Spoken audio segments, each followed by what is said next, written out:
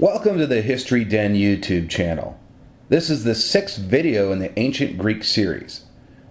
So, in previous videos we have discussed the role of the polis in Greek society.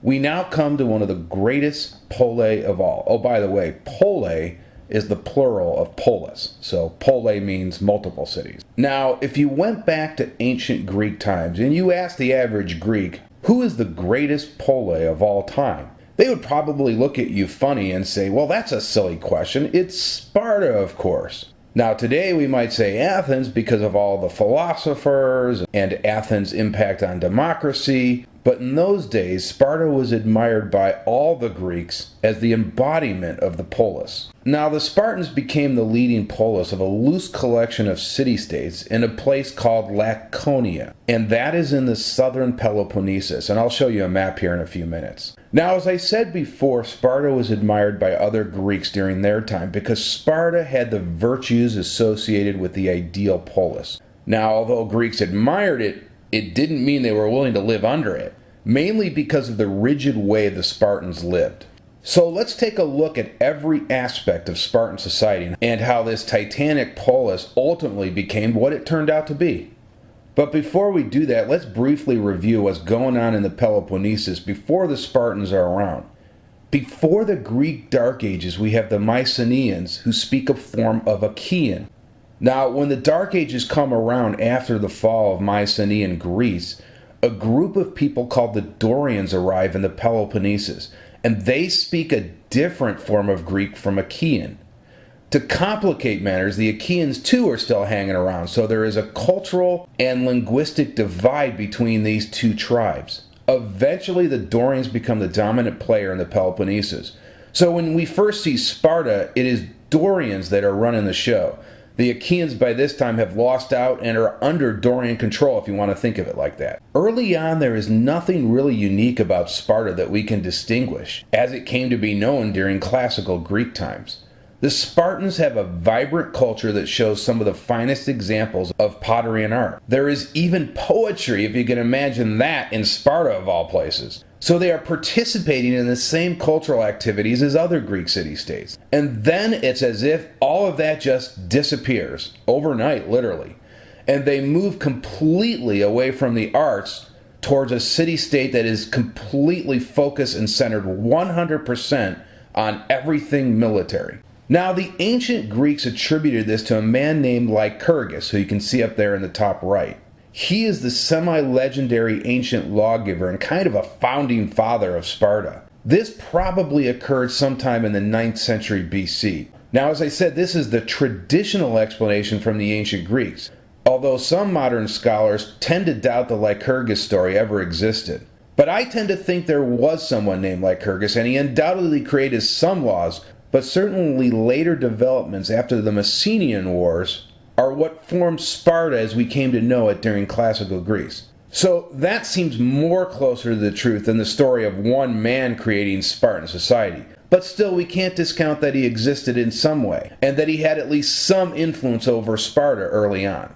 Now, before we get to the Messenian Wars, let's take a look at the topography of the Peloponnesus. If you look here, you'll see Sparta, and you'll notice that it's surrounded by two massive mountain ranges. Mount Parnon to the east, and Mount Taygetus to the west. Mount Taygetus is the important mountain here because it acts as a natural barrier between the Messenians and the Spartans. And if you look at that picture in the bottom right there, you can see just how rugged that mountain is. It was pretty much, for all intents and purposes, impassable.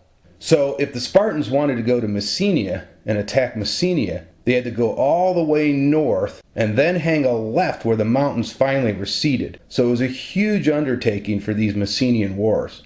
The Spartans had to do a lot of logistical planning just to get there. Now we'll just take a look at some of the other cities. Down here by the sea is Gythia. That was the main port for the Spartans. And up here is Argos. Now they were a major competitor of Sparta, and pretty much they always disagreed on something. And Argos itself was a major city and very powerful city that was constantly, as I said, opposed to the Spartans. So take a look at these massive mountain ranges. You can get an idea how tough the Spartans must have been. This was not an easy area in Greece to live. It was a very difficult area, and in the winters it got extremely cold. So this is what made the Spartans as tough as they turned out to be.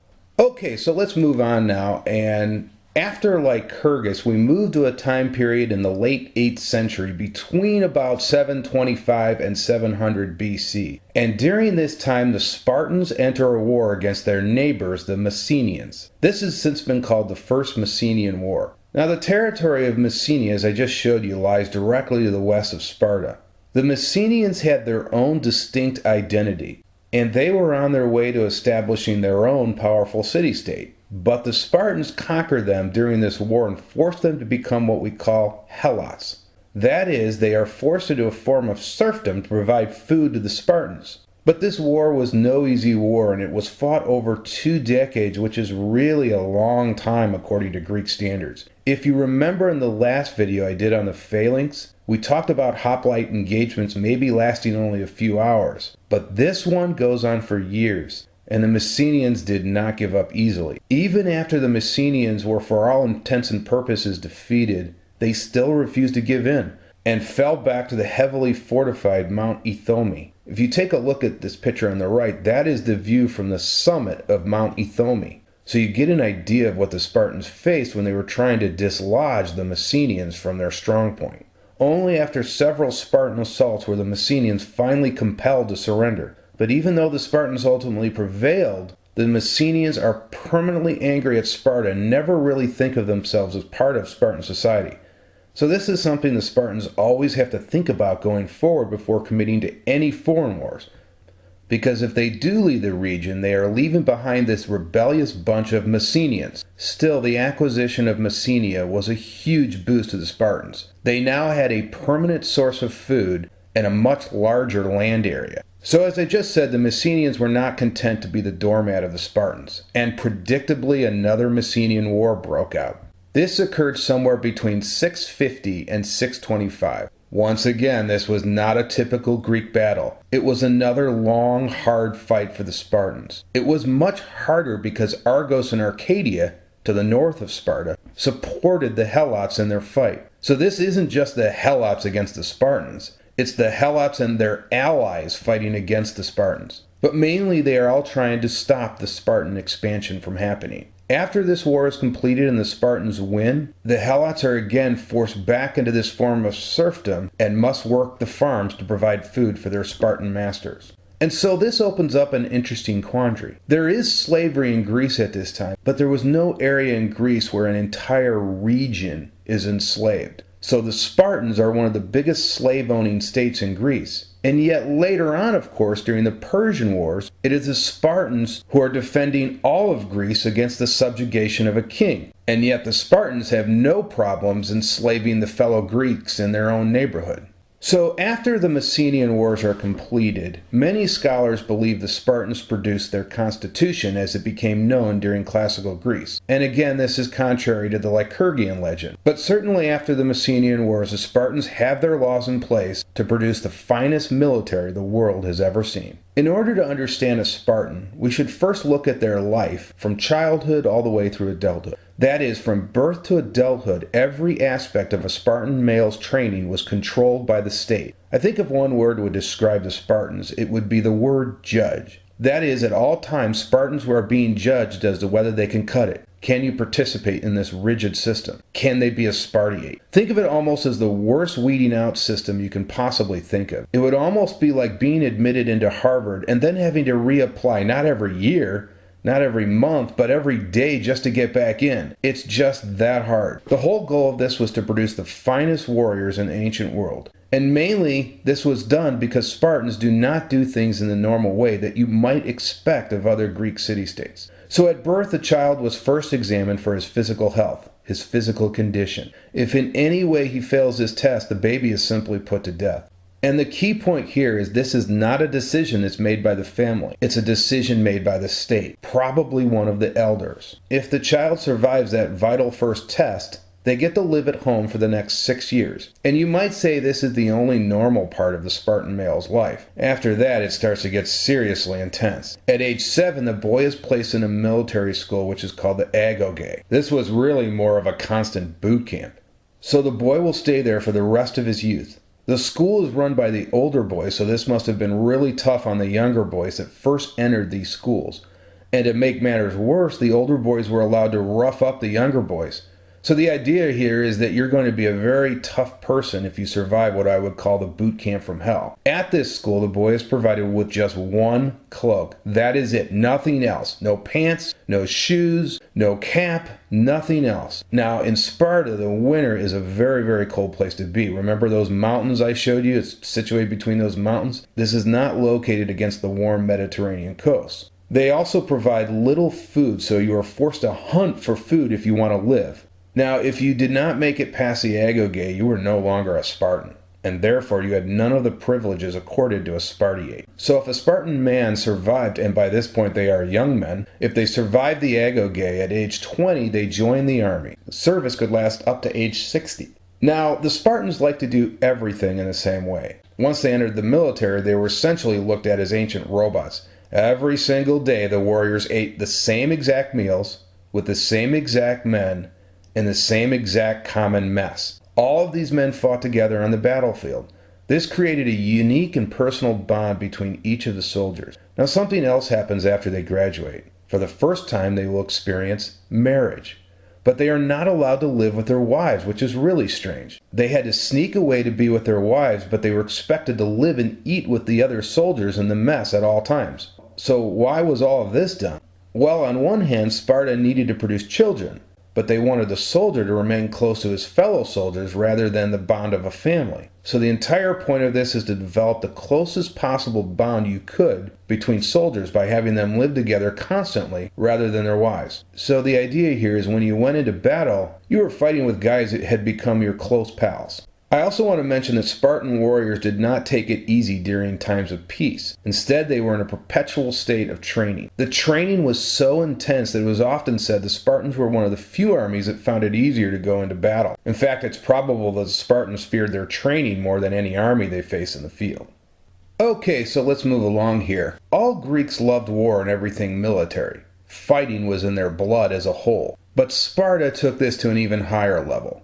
Their rigid following of the principles of the polis allowed Sparta to create a military reputation that has survived throughout the ages. The Spartan warrior, as mentioned before, was put through one of the most intensive training regiments ever known. So now let's take a look at some of the attributes of an average Spartan soldier.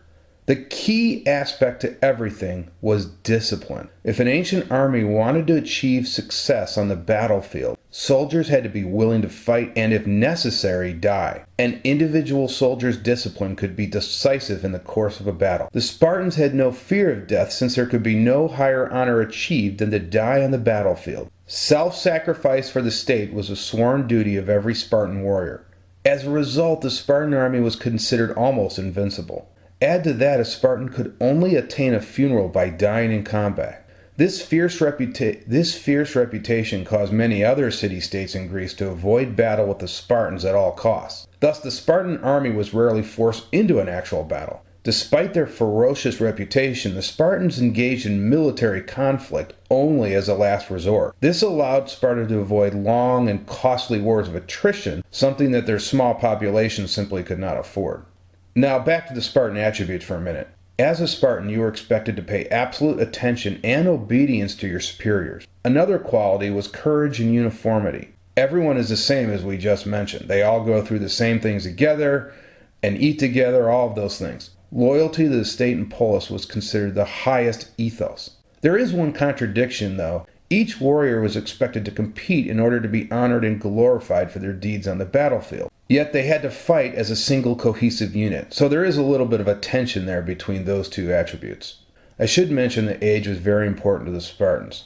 The older you are, the more respect you earned, and you were generally treated better than a younger person. However, if you performed well on the battlefield, you were given the honor and respect accorded to you regardless of your age. All men would have to give way to you because you had earned your respect as a good and competent soldier. That being said, the worst thing for a Spartan was to falter in battle. If you underperformed, you were shamed and might even lose your citizenship. People would avoid you like you were the bubonic plague. And even your sisters would not be allowed to marry, because who wants to be married to the sister of a coward? It was just that draconian in Sparta. Now, given the attributes we just described, let's talk about the Spartan phalanx for a moment. The Spartans would perfect the ancient phalanx like no other. The Spartans contained no weak left, center, or right flank, because in theory each Spartan warrior was of the same fighting ability. This meant that the enemy would have little success attempting to overrun the Spartan left flank, since it was just as strong as the right flank.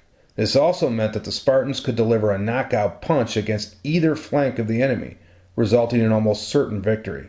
The Spartans always attempted, like many other Greek city-states, to end the battle as quickly as possible. They accomplished this by using extreme shock tactics in the first few minutes of battle. Terror was just as an effective weapon as any spear or sword.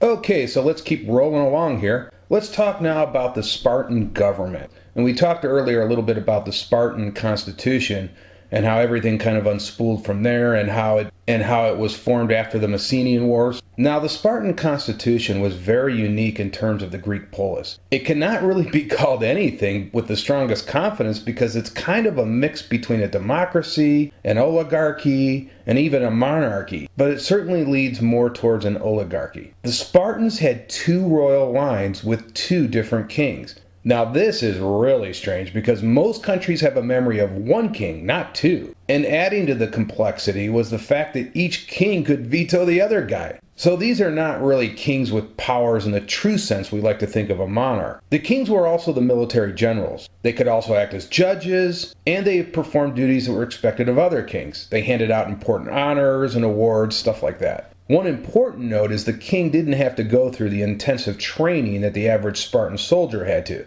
That is, they didn't have to attend the agoge that we talked about earlier. And the probable reason is they probably didn't want their kings to die in that intensive training. Now, during times of peace, the kings had little power, but during times of war, their power was almost unchecked. So this allowed little internal dissent, which might derail the war effort, which was always the most important consideration to ancient Sparta. Okay, so let's take a look at the various bodies in the Spartan government. The first is the Gerousia. The Gerousia was a council of elders that acted as an advisory committee. It was made up of 28 men over the age of 60. Now, this functioned more like a senate and probably was the closest thing to a democracy, since they were elected. The two kings also sat on this council, so it brought the number up to 30. An appointment to the Gerousia was for life, so these guys had a lot of power. Like the Roman Senate, the Gerousia was the most important body in the Spartan government. Let's now talk about the next body of government, called the Ephors. This was a council made up of just 5 men, but it played a very critical part in Spartan society. It had the power to impeach kings. The body was made up of 5 ordinary men with no political connections. The word ephor means overseer, and as I said before, their main duty was to keep watch over the kings and to make sure they did not abuse their power. It is important to note that the ephor's term was only 1 year, so they could not run again, so their power was limited in that sense. If the ephors brought charges against the king, the trial would be held in the Gerousia. So this is interesting in that the king could be charged by the ordinary men in Sparta. Now let's talk about the Spartan Assembly. The Spartan Assembly constituted all adult Spartan male citizens that were of fighting age. The assembly made decisions to go to war or make peace. I think that was pretty much their main function. All Spartans came to this meeting in full military dress, and roll calls were taken by banging on your shield. Although every Spartan citizen is present, only the king or members of the Gerousia spoke, although everybody was able to vote at the end of the session. Now, you might ask the question, how on earth could anything ever get done with all these government bodies in place? And I think the answer here is that you couldn't get anything done, and that's the entire point. The Spartans don't want to change. They want to resist any new ideas that might upset the balance and traditions they have. So the best way to do that is to have this massive system of checks and balances in place to block any new legislation. So Sparta is a highly conservative society resistant to change. So its constitution is solely concerned with making the best warriors and keeping their city the most powerful in Greece. Maybe it's similar to the way the United States operates today. The U.S. has to have the strongest military in the world to put the fear in any would-be attackers. So as you can see, there's a lot of connections between then and now. out, not a lot has really changed in the way nations train and produce their warriors. The only difference is the Spartans did it like no other. Alright, so let's keep moving along here. Let's now take a look at the class system that existed in Spartan society. So we've already mentioned some of these classes before, so you probably have a good working understanding. But let's get into a little bit more detail. The upper class were the Spartiates. Yep, you guessed it, these were the citizens, and the only citizens. We can assume they probably were Dorians, but it's possible there might have been some other Greek speakers in there as well. Now, as a citizen, you only have one single job. That is to train and then go to war. That's it.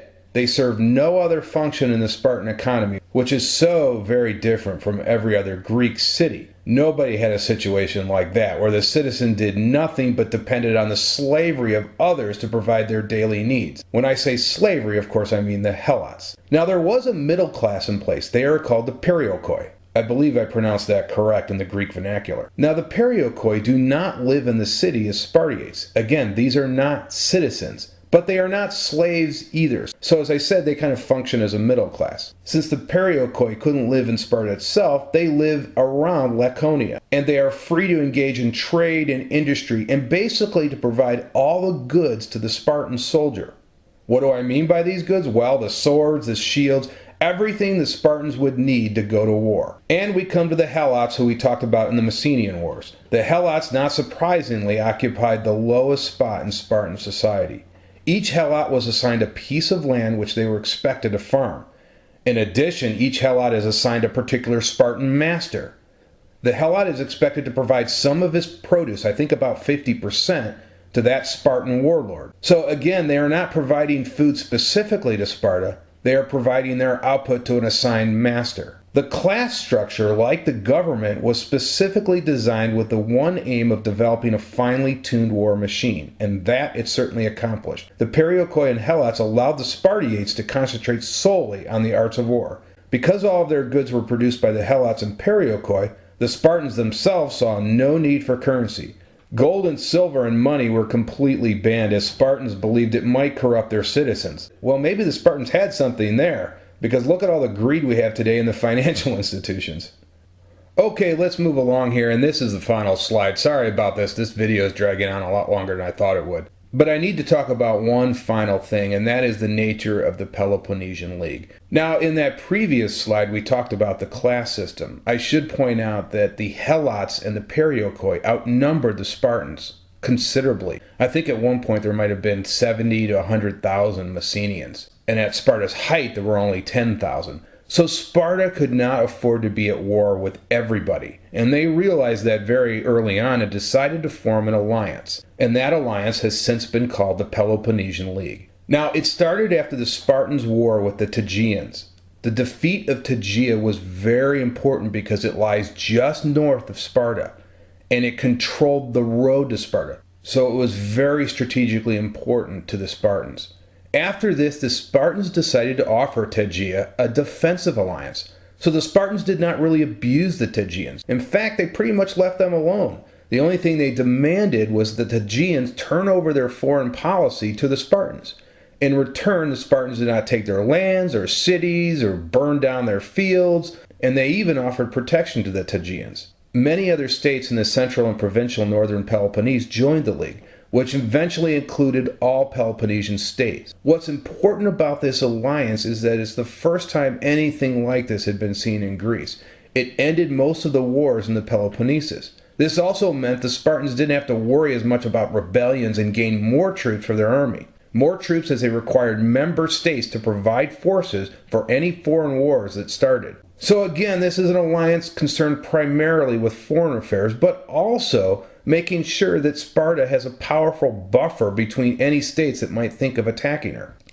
The powerful members included Corinth and Arcadian cities. I should point out that not all cities joined the League. Argos, the most notable city, often refused to join. The League made the Spartans and their allies the strongest military force in Greece. Despite these huge advantages, the Spartans often did not fight in foreign wars. The main reason, as I mentioned before, was the Helot problem. The Spartans did not like to fight far away from home because they knew the Helots hated them and they could rebel at any time.